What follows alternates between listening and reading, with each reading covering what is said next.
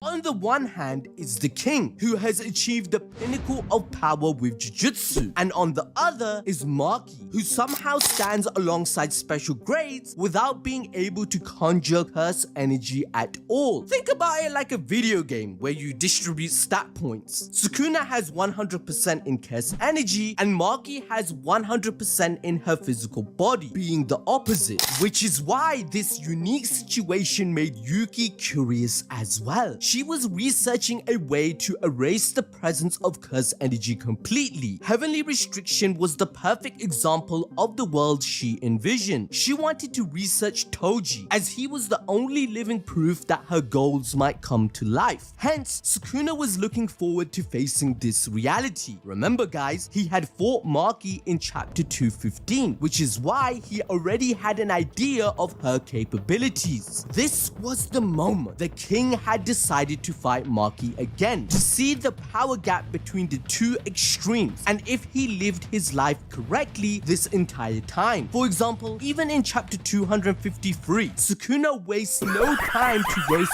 Yuji yet again. Why? Because his unwavering soul can prove Sukuna's use of Jujutsu to be wrong, where Yuji lives for others and wants to save people with his power. However, with the astounding amount of stocks we all invested in Maki, it all comes bubbling down as Sukuna humbles her so fast, it isn't even funny. I ain't gonna lie, I'm getting cooked.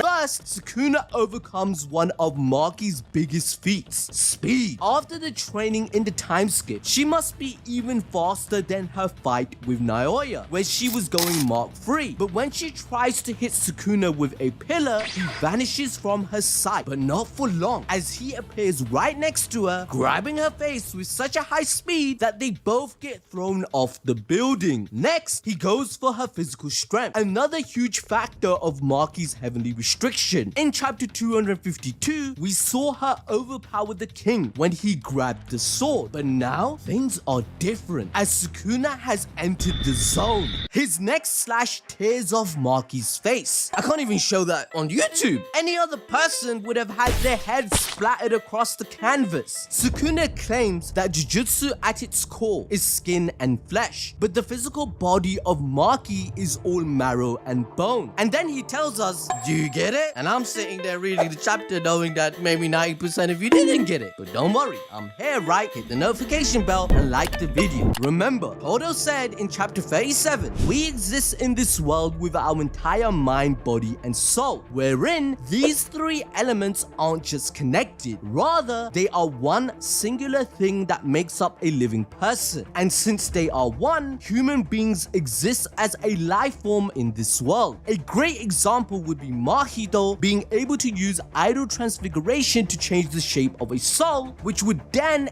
end up changing the physical shape of a person. In the same way, both Jujutsu and physical capabilities define a sorcerer. They can't live with just one element. This is why Sukuna goes ahead to claim that Maki's existence alone defies Jujutsu. She lacks the most crucial thing in Sukuna's eyes, the very thing that makes a sorcerer. Hence, he believes that it is his duty to find out.